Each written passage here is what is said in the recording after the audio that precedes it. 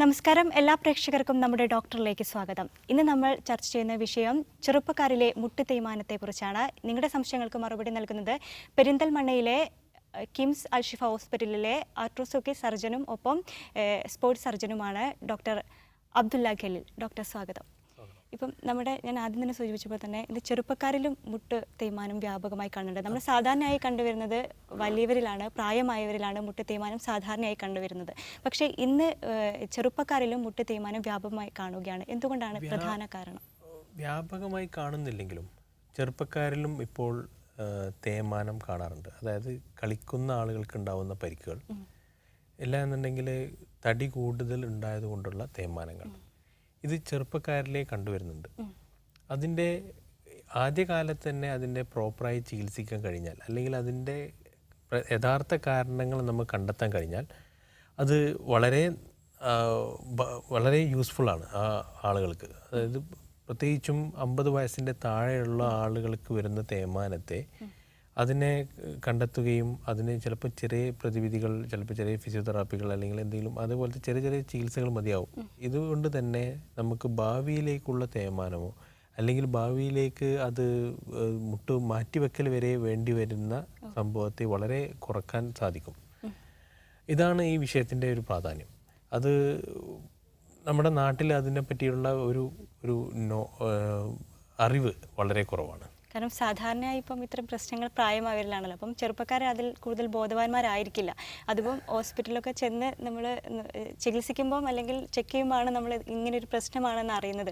അപ്പം ഇത് കണ്ടുപിടിക്കാൻ ഇത്രയും വൈകുന്നത് എന്തുകൊണ്ടാണ്? ഇപ്പോൾ കൂടുതൽ അവബോധം അവർക്ക് ഇല്ലാത്തതാണോ വലിയൊരു പ്രശ്നം?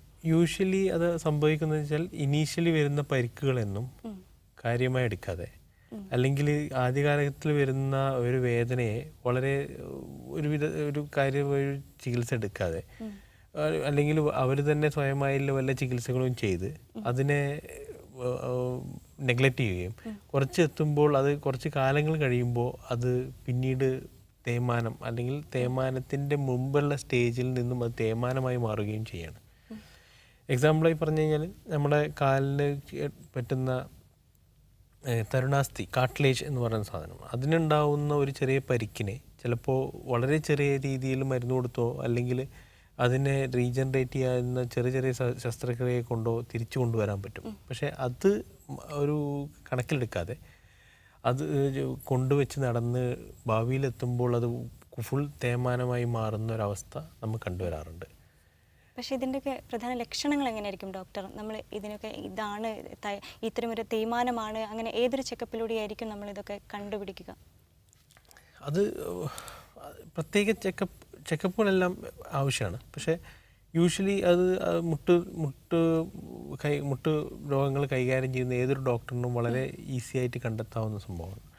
പക്ഷേ അത് ഞാൻ പറഞ്ഞില്ലേ, ഇത് വന്ന് നമ്മളൊരു പ്രശ്നമുണ്ട്. ഇപ്പോൾ ഫോർ എക്സാമ്പിൾ അതിൻ്റെ ഉള്ളിലെ വള്ളികൾക്കോ അല്ലെങ്കിൽ ലിഗമെൻസിനോ അല്ലെങ്കിൽ അതിനുള്ള മെനിസ്കസിനോ അതിനുള്ള കാർട്ടിലേജിനോ ഒരു പരിക്ക് പറ്റിക്കഴിഞ്ഞാൽ നമ്മുടെ നാട്ടിലുള്ള ഒരു പ്രധാന അത് ആദ്യം പരിക്ക് പറ്റുമ്പോൾ ഡോക്ടറെ കാണിക്കുകയും പിന്നീട് ഒരു കാലത്ത് പിന്നെ അത് കാണിക്കാതെ അവരെങ്ങനെയെങ്കിലും അഡ്ജസ്റ്റ് ചെയ്തോ അത് കാലിൽ വല്ല കെട്ട് വെച്ചൊക്കെ കളിക്കുകയൊക്കെ ചെയ്ത് അത് തേയ്മാനത്തിൻ്റെ ലേക്ക് ഇത് ചെയ്യണം. അതൊരു 30 ഇയേഴ്സ് വരെ ചിലപ്പോൾ വലിയ പ്രശ്നം ഉണ്ടാവില്ല, അല്ലെങ്കിൽ ഒരു 5 to 6 ഇയേഴ്സ് പരിക്ക് പറ്റിയതിന് ശേഷം വലിയ കുഴപ്പമുണ്ടാവില്ല. പക്ഷെ അതിന് ശേഷം അത് വേദനയായിട്ടും നീർക്കെട്ടായിട്ടും കാലുമുട്ട് മടക്കാൻ ബുദ്ധിമുട്ടായിട്ടും ഒക്കെ വരുമ്പോഴാണ് അവർ ചികിത്സയിലേക്ക് പോകുന്നത്. അങ്ങനെ അത് നമ്മളെ നാട്ടിൽ വളരെ കോമൺ ആണ്. അപ്പം ഈ സ്കാനിങ് അതിലൂടെയാണോ കണ്ടുപിടിക്കുക? അതിൻ്റെ സിമ്പിൾ എക്സ്റേസ് ഉണ്ട്. ഓക്കെ, അതാണ് എല്ലാത്തിൻ്റെയും ബേസിക്. പിന്നീട് അത് ചെയ്യേണ്ടത് നമ്മുടെ ഇതുപോലെ തന്നെ MRI സ്കാനാണ്. MRI സ്കാനിൽ ഈ കാർട്ടിലേജിനുണ്ടായ ഇഞ്ചുറിയും അല്ലെങ്കിൽ ഈ മെനിസ്കസ് എന്ന് പറഞ്ഞാൽ അതിൻ്റെ ഒരു വാഷർ, കാർട്ടിലേജ് എന്ന് പറഞ്ഞാൽ തരുണാസ്ഥി, മെനിസ്കസ് എന്ന് പറഞ്ഞാൽ ഒരു 2 എല്ലുകൾക്കിടയിൽ ഉണ്ടാകുന്ന ഒരു റബ്ബർ പോലത്തെ ഒരു സ്ട്രക്ചറാണ്. അപ്പോൾ അതിനൊക്കെ ഉണ്ടാകുന്ന പ്രശ്നങ്ങൾ നമ്മൾ മുൻകൂട്ടി കണ്ടെത്തിയാൽ അതിനെ തിരിച്ച് തുന്നി പിടിപ്പിക്കാൻ പറ്റും. റീസ്റ്റിച്ച് ചെയ്യാൻ പറ്റും, റീസൂച്ചർ ചെയ്യാൻ പറ്റും. സോ അത് നമ്മുടെ നാട്ടിൽ തീരെ ആളുകൾക്ക് അറിയില്ല. റാദർ അത് അതിൻ്റെ യഥാസമയത്ത് ചെയ്യണമെന്നറിയില്ല. അപ്പോൾ പിന്നീട് കുറേ കാലങ്ങൾക്ക് ശേഷം ഞങ്ങളുടെ അടുത്തേക്ക് വരുമ്പോൾ ഞങ്ങൾക്ക് അതൊന്നും പ്രിസർവ് ചെയ്യാൻ പറ്റാതെ അല്ലെങ്കിൽ അതൊന്നും സംരക്ഷിക്കാൻ കഴിയാത്തൊരവസ്ഥയിലേക്ക് വരികയാണ്. ഡോക്ടർ, നമുക്കൊരു കോൾ ഉണ്ട് മലപ്പുറത്ത് നിന്നാണ്. ഡോക്ടറോട് ചോദിച്ചോളൂ.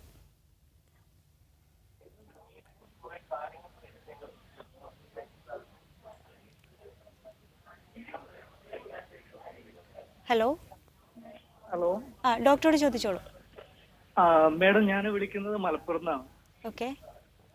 ഞങ്ങള് ഷോപ്പിൽ വർക്ക് ചെയ്യുന്നതാണ്. അപ്പൊ ഞങ്ങൾക്ക് അതുകൊണ്ട് ഡോക്ടറോടാണ് ചോദിക്കുക. ഹലോ, പറയൂ. ഞങ്ങള് ഷോപ്പിൽ വർക്ക് ചെയ്യുന്നതാണ്. അതുകൊണ്ട് ഈ മുട്ടുവേദന വരാൻ എന്തെങ്കിലും? ഇല്ല, യൂഷ്വലി അത് ഒരു വളരെ ആളുകൾ ചിന്തിക്കുന്നത് ഞങ്ങൾ നടക്കുന്നത് കൊണ്ടോ അല്ലെങ്കിൽ കുറേ നിൽക്കുന്നത് കൊണ്ടോ ഞങ്ങൾക്ക് മുട്ട് തേയ്മാനം ഉണ്ടാവും എന്നുള്ളത്. മുട്ട് തേയ്മാനം അങ്ങനെ ഒരാൾ നിന്നുകൊണ്ട് ഉണ്ടാവുന്നതല്ല. മുട്ട് തേയ്മാനം ഉണ്ടാവുന്നതിന് ഒരു പ്രധാന കാരണം ഈ പറഞ്ഞ പോലെ പരിക്കുകൾ എന്തെങ്കിലും പറ്റി, ആക്സിഡൻറ്റ് എന്തെങ്കിലും പറ്റി, അത് പ്രൈമറി OA, ആക്സിഡൻറ്റ് എന്തെങ്കിലും പറ്റി. ഇല്ലാന്നുണ്ടെങ്കിൽ സെക്കൻഡറി OA എന്ന് പറഞ്ഞു കഴിഞ്ഞാൽ നമ്മുടെ സെക്കൻഡറി ആർത്രൈറ്റിസ് ഉണ്ടല്ലോ, സന്ധിവാദം ഇതുപോലത്തെ എന്തെങ്കിലും കേടുകൾ പറ്റുമ്പോഴാണ് അതിനൊക്കെ സെക്കൻഡറി ആർത്രൈറ്റിസ് എന്നാണ് പറയുക. അതായത് മുട്ട് തേയ്മാനം ഉണ്ടാകുന്നത്. പ്രൈമറി OA എന്ന് പറഞ്ഞാൽ അതായത് ഒരു കാരണവും കൂടാതെ OA ഉണ്ടാവുന്ന, അതായത് ഓസ്റ്റിയോ ആർത്രൈറ്റിസ് അല്ലെങ്കിൽ തേയ്മാനം ഉണ്ടാവുന്ന അവസ്ഥ, അത് അതിന് വയസ്സാവുന്ന പോലെ തന്നെയാണ്. അതിനുണ്ടാവുന്ന സെൽസൊക്കെ അതിൻ്റെതായ ടൈം കഴിയുമ്പോൾ ഉണ്ടാവുന്ന തേയ്മാനമാണ്. അപ്പോൾ ഇത് ആളുകളുടെ ചോദ്യമാണ്, നിന്ന് കഴിഞ്ഞാൽ തേയ്മാനം ഉണ്ടാവും. നിന്ന് കഴിഞ്ഞാലോ അങ്ങനെ സാധാരണ കാലിൻ്റെ സാധാ പ്രവർത്തനം കൊണ്ട് തേയ്മാനം ഉണ്ടാവുന്ന അല്ല. അതിന് യാതൊരു തെളിവും ഒന്നുമില്ല. അതുകൊണ്ട് കൂടുതൽ കാലം നിൽക്കുന്നതുകൊണ്ട് ഒരു തേയ്മാനം ഉണ്ടാവുന്നത് അറിയില്ല. അതേസമയം വളരെ തടി കൂടിയ ഒരാളാണ്, അവർ നിൽക്കുന്നുണ്ടെങ്കിൽ അവരുടെ ഈ ബോഡി അലൈൻമെൻറ്റ് മാറുകയും അപ്പോൾ ഉൾഭാഗത്ത് മുട്ടിന് തേയ്മാനം വരികയും ചെയ്യാറുണ്ട്. ഇപ്പം കൂടുതലായിട്ട് പുരുഷന്മാരെക്കാൾ കൂടുതൽ സ്ത്രീകളിൽ എന്തുകൊണ്ടാണ് ഈ ഒരു തേയ്മാന പ്രശ്നം കാണുന്നത്? 1/3. അതായത് സ്ത്രീകളിൽ യൂഷ്വലി അവർ പറയുന്ന ഒരു കാരണം തടി കൂടുതലാണ്. പക്ഷേ ജെനറ്റിക്കലി എന്തുകൊണ്ടോ അത് ഒരു അൺനോൺ റീസൺ കാരണവും ഇത് സ്ത്രീകളിലാണ് കൂടുതലായിട്ട് വരുന്നത്. ഒരു കോളർ ഉണ്ട്, ആലപ്പുഴയിൽ നിന്ന് അബ്ദുൽ സലാമാണ്. ഡോക്ടറോട് ചോദിച്ചോളൂ.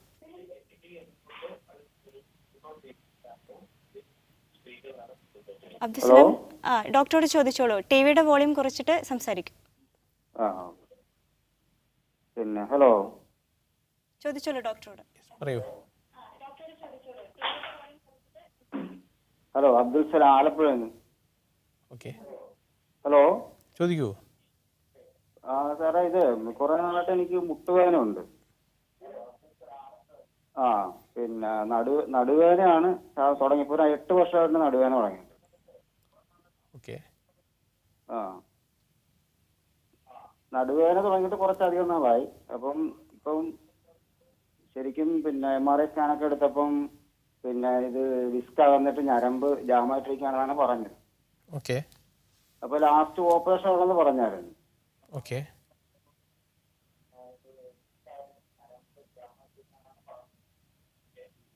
പിന്നെ ഇപ്പം കുറച്ചു നാളായിട്ട് വേദന കൂടുതലാണ്. വളരെ ഒരു സൈഡ് ഇങ്ങനെ മുഴച്ചു നിൽക്കുന്നുണ്ട്. ടിവിയുടെ വോളിയം മ്യൂട്ട് ചെയ്തിട്ട് സംസാരിക്കൂ. ടിവിയുടെ വോളിയം മ്യൂട്ട് ചെയ്തിട്ട് സംസാരിക്കൂ. നിങ്ങൾ പറയുന്ന എൻ്റെ വിഷയം ഇന്നത്തേത് മുട്ടുവേദനയും മുട്ട് തേയ്മാനവുമാണെങ്കിലും മുട്ടുവേദന പറയുന്നത് അപ്പം മുട്ടുവേദനോടനുബന്ധിച്ച് മുട്ടുവേദന ഇപ്പൊ ഉണ്ട്. ഇപ്പം കുനിയാനൊന്നും പറ്റില്ല. അതെ, അതിനെ പറ്റി പറയാം. അതായത് നിങ്ങൾ ഇപ്പോൾ നിങ്ങളുടെ മുട്ടിൽ ഇപ്പോൾ ഉള്ള വേദന ഊരയിൽ നിന്നും, അതായത് നമ്മളെ സ്പൈനിൽ നിന്നും ഉണ്ടാവുന്ന നെർവ്സിൻ്റെ റേഡിയേറ്റിംഗ് പെയിനാണ്. അതായത് ഉണ്ടാവുന്ന വേദന താഴത്തേക്ക് ഇറങ്ങുന്നതാണ്. നമ്മൾ ഈ പറയുന്ന മുട്ട് തേയ്മാനോ അതുമായി ബന്ധപ്പെട്ട വേദനയല്ല. ഇനി അതെന്ന് വെച്ചാൽ അതുകൊണ്ടാണ് നിങ്ങൾക്ക് കുനിയുമ്പോൾ ബുദ്ധിമുട്ട്. സാധാരണ ഊരക്ക് അല്ലെങ്കിൽ നമ്മളെ സ്പൈനിലുണ്ടാവുന്ന ബുദ്ധിമുട്ടുകൾ കാരണം കാലിലേക്ക് വേദന വരും. അങ്ങനെയുള്ളൊരു സംഭവമാണ് ഇവർ പറയുന്നത്. അപ്പോൾ അത് ഡീറ്റെയിൽ ആയിട്ടൊരു സ്പൈൻ സർജനെ തന്നെ കാണിക്കുന്നതാണ് ഏറ്റവും നല്ലത്. ഇപ്പം നമ്മൾ നേരത്തെ പറഞ്ഞു വെച്ചാൽ സ്ത്രീകളിൽ കൂടുതലായിട്ട് തേയ്മാന പ്രശ്നങ്ങൾ കാണുന്നു എന്നുള്ളതായിരുന്നു. അത് എന്തുകൊണ്ടാണ് അങ്ങനെ ഒരു വിഷയം സ്ത്രീകൾക്ക് കൂടുതൽ ഇത് കാണുന്നു എന്ന് പറയുന്നത് എന്തുകൊണ്ട്? പ്രധാന ഒരു പ്രശ്നം തടി കൂടുന്നത് തന്നെയാണ്. പിന്നെ കുറേ കാരണങ്ങൾ അറിയില്ല. അതിൻ്റെ കാരണം എന്താണെന്ന് കൃത്യമായിട്ട് അതിനെ പഠിച്ച് അതിൻ്റെ എത്തിയില്ല. സ്ത്രീകളിൽ പെട്ടെന്ന് കാണാറുണ്ട്, പ്രത്യേകിച്ചും 50 വയസ്സിൻ്റെ അറൗണ്ട് ആകുമ്പോൾ തന്നെ കാൽമുട്ട് തേയ്മാനം വരികയും അത് അതിൽ 20% ആളുകളോളം ഓപ്പറേഷന് പോവുകയും ചെയ്യാറുണ്ട് എന്നാണ് പഠനം. അപ്പോൾ അത് ബെറ്ററായിട്ട് നിങ്ങൾ പറഞ്ഞത്, ഞങ്ങൾ പ്രസവകാലത്തിന് ശേഷം തന്നെ തടി അത്രയും നല്ല നിലയിൽ നിർത്തിയാൽ, അല്ലെങ്കിൽ പ്രത്യേകിച്ച് ഒബസിറ്റി ഒരു നോൺ ഫാക്ടറാണ്, അത് നമുക്കറിയാവുന്ന സംഭവമാണ്. തടി കുറക്കാൻ നിങ്ങളെ കൊണ്ട് കഴിഞ്ഞാൽ തന്നെയും വേദന കുറക്കാൻ കഴിയും. ഇപ്പം ചെറുപ്പക്കാർക്ക് കൂടുതൽ തേയ്മാന പ്രശ്നങ്ങൾ വരുന്നു എന്ന് പറയുന്നുണ്ട്. അപ്പം ഈ മദ്യപാനം, അതോടൊപ്പം തന്നെ ഈ ജങ്ക് ഫുഡ്, അങ്ങനത്തെ അതൊക്കെ എത്രത്തോളം ഇതിലേക്ക് നയിക്കുന്നുണ്ട്, ഈ തേയ്മാന പ്രശ്നങ്ങളിലേക്ക്? മദ്യപാനം ഇതിനോട്ട് ഡയറക്റ്റ്ലി ഇൻവോൾവ് അല്ല, പക്ഷേ സ്മോക്കിംഗ് ഇതിന് കാരണം പറയുന്നുണ്ട്. തേയ്മാനം അതേപോലെ തന്നെ ചില സ്ഥലങ്ങളിലൊക്കെ ഇങ്ങനെ കേൾക്കാം, ഈ മദ്യപാനം ഒരു പ്രശ്നമാവുന്നുണ്ട്, അത് ഈ തേയ്മാനത്തിലേക്കൊക്കെ നയിക്കുമെന്നൊക്കെ നമ്മൾ വാർത്തകളൊക്കെ കേൾക്കും. പക്ഷെ അതിൽ എത്രത്തോളം ഒരു വാസ്തവമുണ്ട്? അതിൽ മുട്ട് തേയ്മാനത്തിന് മദ്യപാനം ഇല്ല, പക്ഷേ സ്മോക്കിങ്ങിന് പ്രശ്നമുണ്ട്. പ്രത്യേകിച്ചും നമുക്ക് ഒരു അസുഖം തുടങ്ങിക്കഴിഞ്ഞാൽ നമ്മൾ കഴിക്കുന്ന മരുന്നുകളൊന്നും ഏൽക്കാത്തൊരവസ്ഥ സ്മോക്കിംഗ് വഴി ഉണ്ടാവാറുണ്ട്. ജങ്ക് ഫുഡ് ഈ പറഞ്ഞ പോലെ തന്നെ ഒബസിറ്റി ഉണ്ടാക്കുകയും അത് കാരണം കാലിൻ്റെ തേയ്മാനം കൂട്ടുകയും ചെയ്യാറുണ്ട്. അതുപോലെ തന്നെ അല്ലേ ഫുഡും ഒരു പ്രശ്നമല്ലേ? ഫുഡ് നമ്മളെ ഓരോ ദിവസം കഴിക്കുന്ന ഫുഡ്, ആഹാര രീതികളിലും ചില പ്രശ്നങ്ങൾ വരുന്നില്ലേ? എന്തൊക്കെ നമ്മൾ ആഹാര രീതികളിലുണ്ടാകുന്ന പ്രശ്നങ്ങളും അതേപോലെ തന്നെ ഇതിന് മെയിനായിട്ട് നമ്മൾ കാണേണ്ട ഒരു ഇഷ്യൂ ഒന്ന് ഈ ഒബസിറ്റി ആഹാര വിധത്തിലാണെങ്കിൽ, വേറൊന്നും നമ്മൾ കാണേണ്ടത് നമുക്ക് ഉണ്ടാവുന്ന ചെറിയ ചെറിയ പരിക്കുകളാണ്. ഈ പരിക്കുകൾ നമ്മുടെ കാലിൻ്റെ ഉള്ളിലെ ഈ ചെറിയ ചെറിയ പരിക്കുകൾ, അതിൻ്റെ തരുണാസ്ഥയിൽ ഉണ്ടാക്കുന്ന മുറിവുകളെ കാരണം അത് ചികിത്സിക്കാതെ വരുമ്പോൾ ഉണ്ടാവുന്ന തേയ്മാനങ്ങളാണ്. അതും ഒരു കാരണമാണ്. ഇപ്പം എന്തൊക്കെയായിരിക്കും ഇതിപ്പം ഈ ചികിത്സ, ഈ തേയ്മാനം പ്രശ്നം ഉണ്ടെന്ന് കണ്ടെത്തി കഴിഞ്ഞിട്ട് നമ്മളിപ്പം ചികിത്സ കുറച്ച് ദിവസം തുടരണമല്ലോ, അപ്പം അതിനുശേഷം വ്യായാമങ്ങൾ, ആഹാര രീതി, അതിലൊക്കെ മാറ്റം വരുത്തേണ്ടി വരില്ലേ? ഒരു ചികിത്സ തുടങ്ങിക്കഴിഞ്ഞാൽ നമ്മൾ ഒരു തേയ്മാനം അല്ലെങ്കിൽ ഇതേപോലെ തന്നെ പരിക്ക് പറ്റിയ കാലിന് നമ്മൾ ചെയ്യുന്നത് ആദ്യം സിമ്പിൾ ടെക്നിക്സ്, അതായത് നമ്മൾ ഐസ് പാക്സ് വെച്ച് കൊടുക്കുക, അവരുടെ വേദന കുറക്കുക. അതേപോലെ തന്നെ കോൺട്രാക്റ്റിംഗ്, അതായത് ചെറിയ ചെറിയ മരുന്നുകളുണ്ട്, അതായത് ഫുഡായിട്ട് കൊടുക്കുന്ന ടൈപ്പ് മരുന്നുകൾ, ഗുളികകളായിട്ട് കൊടുക്കും, അത് ഫുഡ് സബ്സ്റ്റൻസ് ആണ്. അത് കൊടുത്തു കഴിഞ്ഞാൽ അത് ലോങ് ടേം കൊടുത്താൽ തന്നെയും വളരെ വേദനകളും അവരുടെ ബുദ്ധിമുട്ടുകളും കുറയും. പക്ഷേ ഇതുപോലെ MRI സ്കാൻ എടുക്കുക, അതായത് വേദന പിന്നെയും നിന്നില്ലെങ്കിൽ അവരുടെ സ്കാനോ എക്സ്റേ എടുത്ത് അവർക്കുണ്ടാകുന്ന കൂടുതൽ പ്രശ്നങ്ങളെ നമ്മൾ മനസ്സിലാക്കി അതനുസരിച്ചുള്ള ചികിത്സയിലേക്ക് പോകണം. ഓക്കെ, നമുക്കൊരു കോളറുണ്ട്. വേണുഗോപാലാണ്, ഒറ്റപ്പാലത്ത് നിന്നും. വേണുഗോപാൽ ചോദിച്ചോളൂ ഡോക്ടറോട്. ഡോക്ടറോട് ചോദിച്ചോളൂ വേണുഗോപാൽ. ഡോക്ടർ സംസാരിച്ചതാണല്ലോ മാഡം? യെസ്, പറയൂ സാർ. നമസ്കാരം സാർ, ഞാൻ ഒറ്റപ്പാലം ഒരു 6 മാസം മുമ്പ് വെള്ളം കൊണ്ടുവരുമ്പോൾ കാലിന് വഴിക്ക് വലതുകാലം മുട്ടുകുത്തി വീണു.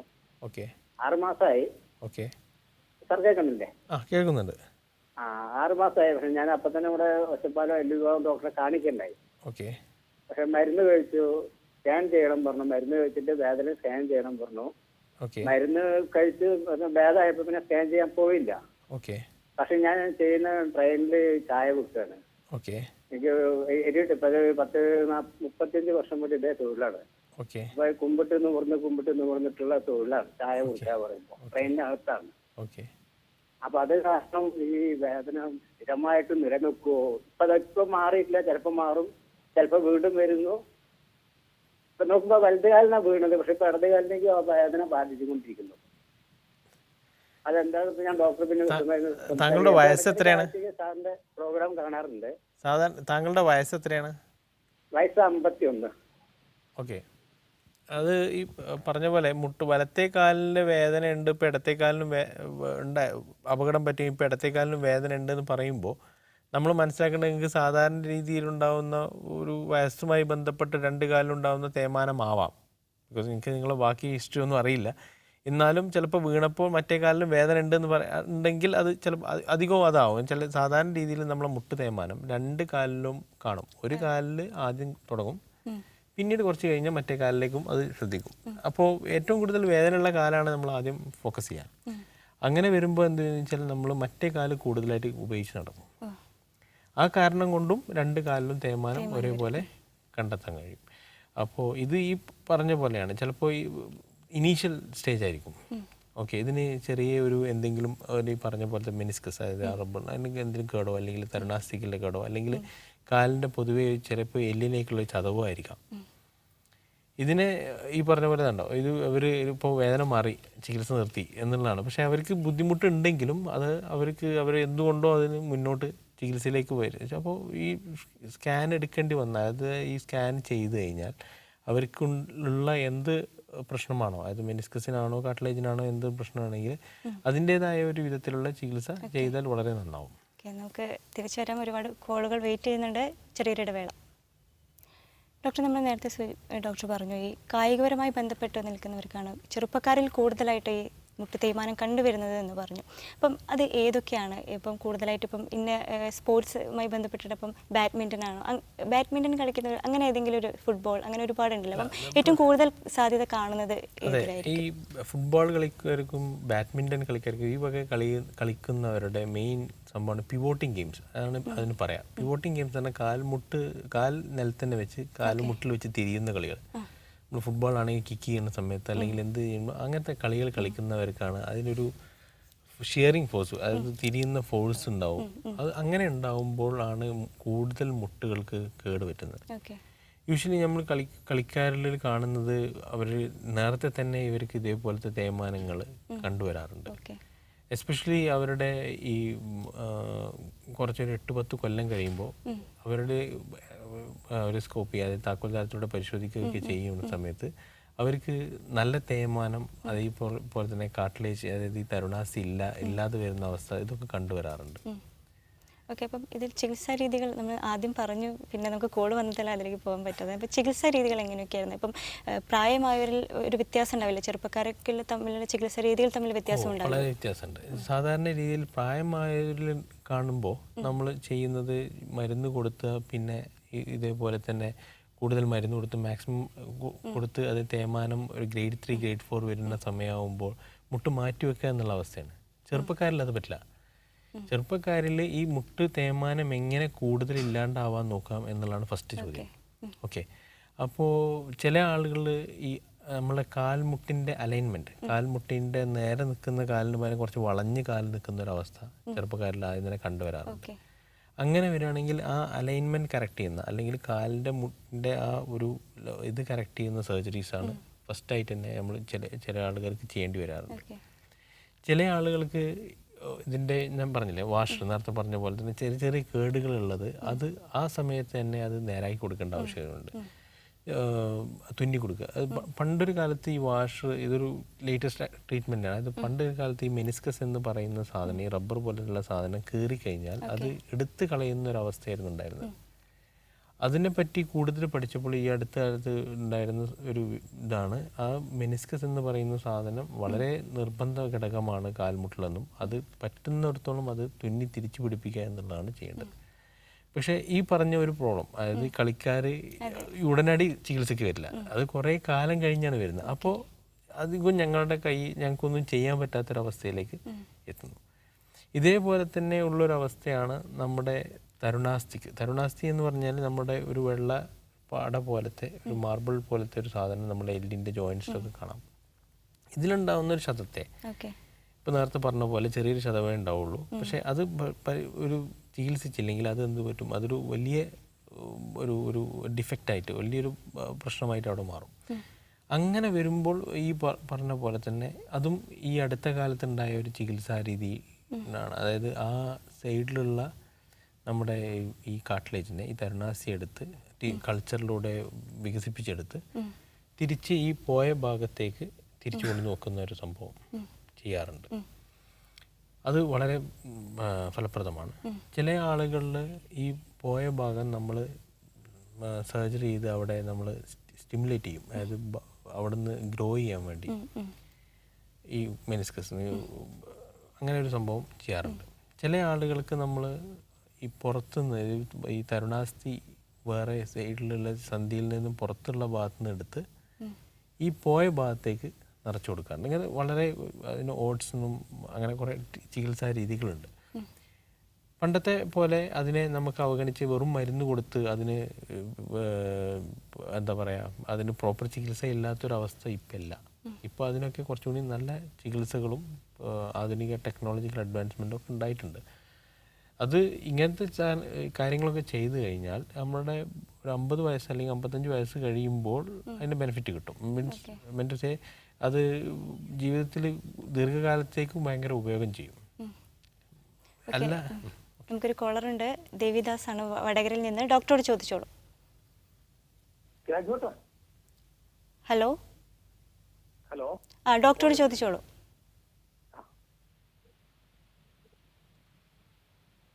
ഹലോ. ഹലോ ഡോക്ടർ, എനിക്ക് കേൾക്കുന്നുണ്ടോ? പറയൂ. 56 വയസ്സായി. 56 വയസ്സ്. എന്റെ ഇടത്തെ കാലേ അത് മടക്കി വെക്കുമ്പോ നല്ലോണം മടക്കി വെച്ചാൽ പിന്നെ ഭയങ്കര വേദനയാണ്. അപ്പൊ ഞാൻ ഡോക്ടറെ കാണിച്ചപ്പോ പറഞ്ഞത് വാഷർ പോയി എന്ന് പറഞ്ഞു. അപ്പൊ അത് തേയ്മാനം തന്നെയാണോ? ഓക്കെ, അത് നല്ലൊരു ചോദ്യമാണ്. അതായത് നമ്മൾ ഇപ്പോൾ വയസ്സാവുക എന്നുള്ളത് റീഡിഫൈൻ ചെയ്യണം. ബിക്കോസ് പണ്ട് ആണ് 50 വയസ്സാവുമ്പോൾ അതൊരു വയസ്സായി എന്ന് പറയുന്നത്. ഇന്ന് ഞങ്ങൾ ചെറുപ്പക്കാരിൽ ചെയ്യുന്ന ശസ്ത്രക്രിയ ചിലപ്പോൾ 70 വയസ്സായ ആൾ വരെ ചെയ്യാറുണ്ട്. ഫോർ എക്സാമ്പിൾ നമ്മൾ ലിഗമെൻ്റ് പോയ ശസ്ത്രക്രിയയൊക്കെ പണ്ട് നമ്മൾ ആക്റ്റീവ് സ്പോർട്സിനാണ് ചെയ്യുന്നത്. പക്ഷേ ഇന്ന് ചിലർ വന്നിട്ട് പറയുന്നത് ഞാൻ ഇപ്പോഴും സ്പോർട്സ് ഉണ്ട്, 60, 65, 70 ഇയേഴ്സൊക്കെ ഇപ്പോഴും ആക്റ്റീവ്, ഞാൻ റണ്ണിങ് ചെയ്യാറുണ്ട്. അപ്പോൾ ആ ചെറുപ്പക്കാർ എന്ന് പറയുന്നത് സത്യം പറഞ്ഞാൽ റീഡിഫൈൻ ചെയ്യണം. അതിൽ പെട്ടാണ് ഇദ്ദേഹം. ഈ ചിലപ്പോൾ ചില ഈ 50, 60 ഇയേഴ്സ് എന്ന് 30, 56 വയസ്സ് എന്നുള്ള സംഭവം ചിലപ്പോൾ ആക്റ്റീവ്, അതായത് ആക്റ്റീവായിട്ടുള്ള ഒരു ഏജ് ആയിരിക്കാം. ഈ ആളുകൾക്ക് ചിലപ്പോൾ കാല് മുട്ട് മടക്കി നിർത്തുമ്പോൾ ചില ആളുകളുടെ അല്ലെങ്കിൽ ചില സമയത്ത് എന്തെങ്കിലും ചെറിയ പരിക്ക് പറ്റുമ്പോൾ ഈ ഞാൻ പറഞ്ഞ മെനിസ്കസ് കീറിപ്പോവും. ഈ മെനിസ്കസ് കീറിപ്പോയി കഴിഞ്ഞാൽ ഇത് യൂഷ്വലി മെനിസ്കസിനെ വയസ്സാവുന്ന സമയത്ത് നമ്മൾ തിരിച്ച് തിന്നു പിടിപ്പിക്കാറില്ല. ബിക്കോസ് അത് ചിലപ്പോൾ സ്റ്റേ ചെയ്യില്ല. യങ്സ്റ്റേഴ്സിന് നിൽക്കുന്ന പോലെ തന്നെ ഉണ്ടാവില്ല. പക്ഷേ ഈ ബുദ്ധിമുട്ടിനെ വളരെ ലളിതമായിട്ട് നമുക്ക് അവിടെ എന്താണോ അത് പ്രശ്നം ഉണ്ടാക്കുന്ന ഭാഗം, ആ ഭാഗത്തെ മാത്രം എടുത്തു മാറ്റിക്കൊണ്ട് വളരെ വളരെ സുഖമായിട്ട് ചികിത്സിക്കാൻ കഴിയും. ഓക്കെ, നമുക്ക് ഇനിയും കോളറുണ്ട്, നമുക്ക് പെട്ടെന്ന് തിരിച്ചു വരാം. ഒരിടവേള കൂടി. നമ്മുടെ ഡോക്ടറിലേക്ക് വീണ്ടും. ഇപ്പം ഡോക്ടർ ഒരുപാട് ചികിത്സാ രീതികളെ കുറിച്ച് പറഞ്ഞു. അപ്പം ഇത് കഴിഞ്ഞിട്ട് നമ്മൾ എത്രത്തോളം ഏതെങ്കിലും രീതിയിൽ റെസ്റ്റുകൾ വേണോ, അല്ലെങ്കിൽ പെട്ടെന്ന് തന്നെ നമുക്ക് പഴയ രീതിയിലേക്ക് തന്നെ മാറാൻ സാധിക്കുമോ? റെസ്റ്റുകൾ അത്യാവശ്യമാണ്, അതെല്ലാവർക്കും ഉണ്ടാകുന്ന പലതരം ചികിത്സാ രീതികളെ പറ്റിയാണ് ഞാനിപ്പോൾ പറഞ്ഞത്. പക്ഷേ അത് ചികിത്സ കഴിഞ്ഞ് ഒരു പെർട്ടിക്കുലർ കാലം വരെ നമ്മൾ ഫിസിയോതെറാപ്പി ചെയ്യണം. അതേപോലെ തന്നെ അതിൻ്റെ സ്പോർട്സ് കളിക്കാൻ, അതായത് ഒരു 3-4 മാസം കഴിയുമ്പോൾ സ്പോർട്സ് കളിക്കുന്ന പ്രത്യേക സ്പോർട്സ് ഉണ്ടല്ലോ, സ്പോർട്സ് സ്പെസിഫിക് എന്ന് പറയും. അതായത് നമ്മൾ ഫുട്ബോൾ കളിക്കുന്ന രീതിയിൽ ട്രെയിൻ ചെയ്തെടുക്കണം. അതേപോലെ തന്നെ വോളിബോൾ, അങ്ങനത്തെ ഓരോ കളിക്കാർക്ക് ആ കളിക്കുന്ന രീതിയിലുള്ള ഫിസിയോതെറാപ്പി ചെയ്ത് അവരെ എൻഹാൻസ് ചെയ്തിട്ടാണ് നമ്മൾ രണ്ടാമത് കളിക്കാറൊക്കെ. അപ്പോൾ വീണ്ടും വരാനുള്ളൊരു സാധ്യത കാണുന്നുണ്ടോ ഡോക്ടർ? അപ്പം ചികിത്സിച്ച് ഭേദമാക്കിയെന്ന് പറയുമ്പോഴും വീണ്ടും വരാനുള്ള സാധ്യത ഉണ്ടോ? തേയ്മാനം, കാലിൻ്റെ ഉള്ളിലൊരു പരിക്ക് പറ്റിക്കഴിഞ്ഞാൽ യൂഷ്വലി ഒരു സന്ധിയിൽ, കാലിൻ്റെ മുട്ട് എന്നല്ല ബോഡിയിലുള്ള ഏത് സന്ധിയിലേക്കും ഒരു പരിക്ക് പറ്റിക്കഴിഞ്ഞാൽ പരിക്ക് പറ്റാത്ത ഒരു സന്ധിനെ കമ്പയർ വെച്ച് നോക്കുമ്പോൾ അതിനെന്തായാലും തേയ്മാനം പെട്ടെന്ന് വരും. പക്ഷേ അതിനെ ഇഗ്നോർ ചെയ്താൽ അതിൻ്റെക്കാളും സ്പീഡിൽ വരും, അത് ഭയങ്കര നേർത്തയാവും. അപ്പോൾ ചികിത്സിക്കുന്നതിൻ്റെ ഏറ്റവും വലിയ ഗുണം എന്താണെന്ന് വെച്ചാൽ അത് ചെയ്ത് കഴിഞ്ഞാൽ അത് അത്രയും കാലത്തേക്ക് ഈ ബുദ്ധിമുട്ട് അല്ലെങ്കിൽ തേയ്മാനത്തെ ഇല്ലാണ്ടാക്കാൻ കഴിയുമെന്നുള്ളതാണ്. അത്രയും കാലം അത് മാറ്റിവെക്കാൻ കഴിയും, അതിനെ ഇല്ലാണ്ടാക്കി കളയാൻ കഴിയുമെന്നുള്ളതാണ് ഇതിനുള്ള പ്രത്യേകത. അപ്പോൾ ഈ ഏർലി ആയിട്ട് ഡിറ്റക്ട് ചെയ്ത് കഴിഞ്ഞാൽ, ചില തേയ്മാനങ്ങൾ ഏർലി ഡിറ്റക്ട് ചെയ്ത് കഴിഞ്ഞാൽ ചിലപ്പോൾ ഓസ്റ്റിയോടോമിക്സ് പോലത്തെ സർജറികൾ ചെയ്തു കൊടുത്താൽ അവർക്ക് നമ്മൾ ചിലപ്പോൾ മുട്ട് മാറ്റിവെക്കലേ ഇല്ലാണ്ടാക്കാൻ കഴിയും. ഓക്കെ, അപ്പോൾ നമ്മളെ സമയം അവസാനിക്കാറായി. ഒരു വൈഡ് സബ്ജക്റ്റിനാണ്, ഒരുപാട് സംശയങ്ങൾ ഇനിയുമുണ്ട്. എന്തായാലും നമുക്ക് സമയപരിമിതിയുണ്ട്. അപ്പോൾ ഇന്നത്തെ നമ്മുടെ ഡോക്ടർ ഇവിടെ അവസാനിക്കുകയാണ്. ഇന്ന് നമ്മുടെ ചെറുപ്പക്കാരിലെ മുട്ട് തേയ്മാനം എന്ന വിഷയത്തെക്കുറിച്ചാണ് നമ്മൾ സംസാരിച്ചത്. നിങ്ങളുടെ സംശയങ്ങൾക്ക് മറുപടി നൽകിയത് ഡോക്ടർ അബ്ദുള്ള ഖലീലാണ്. ഡോക്ടർ നന്ദി. എന്തായാലും നാളെ മറ്റൊരു വിഷയമായി വീണ്ടും എത്തും. നന്ദി, നമസ്കാരം.